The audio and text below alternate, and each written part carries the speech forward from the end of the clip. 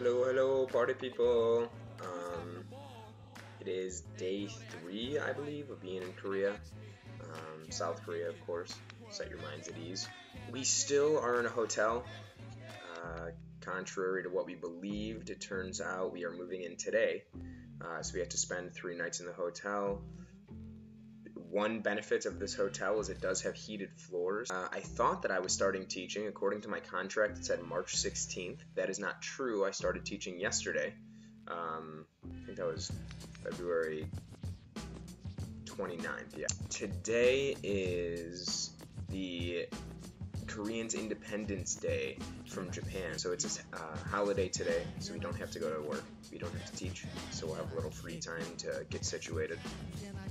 Last night, Claire and I, after work around 11 o'clock, decided not to go out to do karaoke with our co-teachers. We were just absolutely exhausted. We had went out the night before with our co-teachers, which was a lot of fun.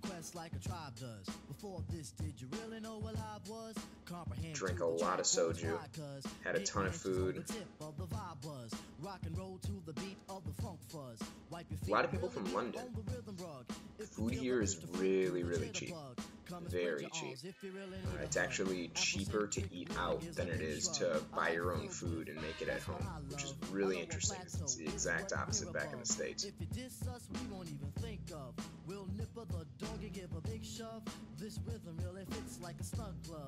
Alcohol is about the same price as far as beer and wine. The only thing that is drastically cheaper is soju, which is like I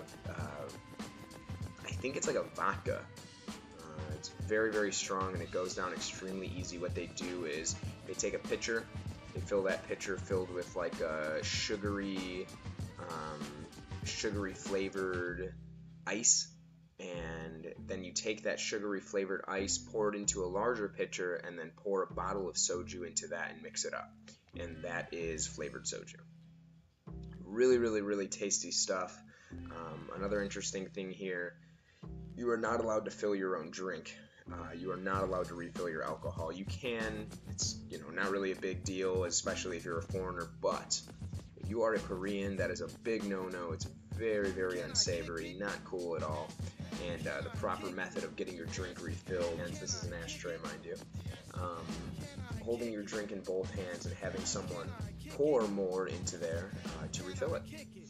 And the idea is that your drink should never be unfilled, because someone at the table should always be, or everyone at the table should always be keeping an eye on everyone else's drinks. People like to be drunk here. It's pretty much a general consensus. Last night we had pork and wine sauce and then pork and a spicy sauce. We pretty much didn't need any of the pork and the spicy sauce. It was just dramatically spicy, like Mountain Doom hot. It was very, very intense. I think we'll get used to it as time goes by, but we ended up just kind of putting that to waste, unfortunately. Before that, we also went into a seafood place. The seafood places are really interesting here. Outside of all the seafood places, they have their tanks, and in those tanks, there's just squid swimming around, octopi, just different types of fish, and when you order something to eat, they go in that tank, they pull it out, and they cook it up for you, or a lot of times they serve it raw. The raw octopus is a big thing here. Our co-teachers have recommended that when we do eat raw octopus, we haven't yet, but when we do, make sure you chew it a lot, because it will grab onto the back of your throat as you're swallowing. So I'm looking forward to that. I really want to try it. It sounds horrifying, but interesting at the same time. I've already started teaching, like I said. I teach younger kids around like 8 or 9 years old, and I also teach older kids, younger kids in the morning, older kids in the evening. The older kids are probably like 14, 15 years old. The younger kids right now, I am just reading books to them, or rather I'm having them read, and then after each page I go through and make sure they understand what they've read and go over any vocab that they don't understand. They are a lot of fun. They eat an intense amount of candy. Yesterday they shared with me a cola candy, and it's just like little, what looks to be like pebbles of Coke flavored sugary pellets. and it fizzes like Coke and everything. It's really tasty, and they said that it is 100 won, which is 1 cent, even less than a cent in American money. It's like 0.9 cents. So again, very, very cheap.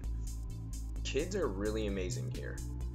If you were to give them, let's say 5,000 won, which is equivalent to about, $4.80, $5. Parts, I would come back with a small sandwich maybe not even. If you give them 5,000 won, they come back with handfuls of different food. I don't know where they go to find this stuff. I don't know what alleyway they are venturing down. I can't figure it out. I hope one day I do, but it's really a miraculous sight. The younger kids really, really enjoy being at school. I mean, especially just because of what they're doing, it's really easy to make it fun for them. Specifically at my school, I'm teaching the older kids really, really repetitive stuff. It's all preparation for the TOEFL exam. The TOEFL exam is what all foreigners take as a entry exam to come to a foreign university. If they do well on the TOEFL exam, they can get into a amazing university in the States or in England or other English-speaking locations. It's very late at night. I work in a hagwon, so what my school actually is a secondary school. So they've been at school all day long, and then they come to my school for even further schooling. They're all very tired. They don't want to be there. It's very, very hard to make it fun because my role as a teacher is specifically to not play games, but to be very regimented and teach them this TOEFL exam and make sure they understand exactly what they're getting into. And that's all done by repetition and practice. So I try to play games with them as much as possible, especially if they pay attention and they're good. Since everyone was participating at the end of it, I played a little game that I love playing from creative writing, where everyone has a sheet of paper. You write down 2 sentences of like a story, and you pass that sheet of paper on in a circle, and then you add 2 more sentences, and by the end of it, let's say there's 5 people, you have 10 sentences of a story and 5 stories total. So it's a lot of fun. They're very, very violent. All of their stories were extremely violent. It was kind of hilarious, actually. A lot of it involved punching and kicking women. I couldn't help but laugh. It was just kind of ridiculous. Something I noticed, I actually did this as an attempt to understand Korean culture and Korean school systems just slightly more. I made up some test questions for them in the format that one of the questions for the TOEFL exam would be in, and one of my questions was, if you could change anything about the Korean school system, what would it be and why? And a lot of them, interestingly, brought up the fact that in the Korean school systems, it's completely legal for the teachers to use physical punishment, hit them, put them in stress positions, which is like making them do a 6-minute plank, making them, hold their arms out for 10 minutes at a time if they're misbehaving. It's completely legal. I know a lot of teachers here do it. When my co-teachers had told me about this after my first day of being there, they told me that, they think it's horrible, and I had commented that it sounds like, the teachers that do this, because there are foreign teachers that put them into stress positions too, because it's legal at the hagwons as well. I had commented that it sounds like these people are cops, and they're on like a power trip. And the girls that I had told this to, who I was sharing a cab with, kind of giggled and said, that's really interesting that you compare them to cops, because where we're from, cops are really nice people. And that's kind of a paradoxical statement from an Illinoisan's point of view. Cops where we're from are just like, bam, I'm gonna get you.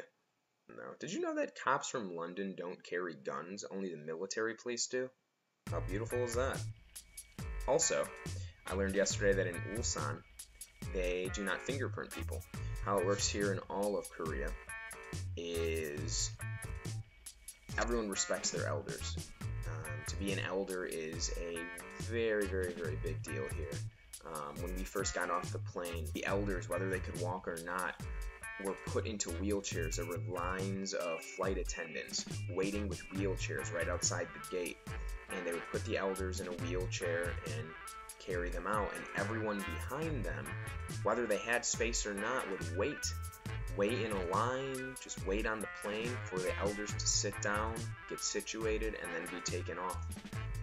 We waited in line for a very, very long time, and this was all just to, be respectful. Everyone has to go to the military in Korea. They have to do 2 years of military service. You can either do that or do 2 years of police service. Now, because of that, a lot of the police here are very young. They're like 20 years old because they just got out of school. They didn't want to go into the military. They chose to be police. If there's an older person committing what we would think of as a crime, and a young cop comes to kind of break it up, the elderly person doesn't really have to listen. Punching here is a very illegal thing, but shoving is not. So if that person were to shove that cop away, the young cop couldn't really do anything about it. They have to sit there and take it and respect this person. One of Claire's co-teachers explained to me a really funny story. He said that he was at a coffee shop, and this older Korean man, basically held the coffee shop hostage. He didn't have any weapons or anything. He just wasn't letting anyone come into the coffee shop and wasn't letting anyone get out. He was just barring the doors. And no one paid much attention. He was just kind of screaming at the top of his lungs, turning it into a really strange situation of people not really caring and him caring with his utmost emotion. And it took about 5 or 6 minutes for anyone to show up or anyone to really do anything, and a cop came. A young police officer came and tried to speak to him and tried to remove him from the premises, and he just shoved him away. And after 10 minutes, he called for backup, and another police officer came. The owner of the coffee shop finally came out, and the largest guy working at the coffee shop came out. And 4 people finally calmed this man down, brought him outside of the coffee shop to get him off the premises, and they all left. And about 10 minutes later, he came back and started doing the same exact thing. He wasn't given a warning. He wasn't given a ticket. Nothing happened at all. He just continued holding the coffee shop hostage. And he eventually got tired after 15 or 20 minutes and left, because he'd be thrown in jail for something like that in the States. So I guess it's kind of beautiful because he wasn't hurting anyone, but at the same time, it's really strange because he was holding a coffee shop hostage and nothing was done about this. Right now, Claire is out going to a place called the Mini Stop. It's basically like a tiny 7-Eleven. You can get little pastries and granola bars, things like that. We still haven't had any breakfast, so we're kind of hungry. Another interesting thing at the Mini Stop, you can get eggs, just 2 eggs in a little carton. Eggs are a very big thing here. If you cook anything at home, it's probably and likely going to be eggs. They're just everywhere. Whenever you go out to eat, something that they always bring out is like an egg soup. It's like eggs with hot peppers and scallions. Also seaweed soup. Seaweed soup is very, very big here. Kimchi, of course, fermented cabbage. Pieces of garlic are big here. We had a lot of garlic last night, like whole chunks of garlic. My breath still tastes like garlic, but hey, it's good for you, right? I need a shave. I really need a shave. I'm getting scruffy, which is okay, interestingly, at the schools, but it's not okay to me. I gotta clean up. I'm starting to look like a scruffy looking nerf herder. And Claire has returned, and that is where we will stop.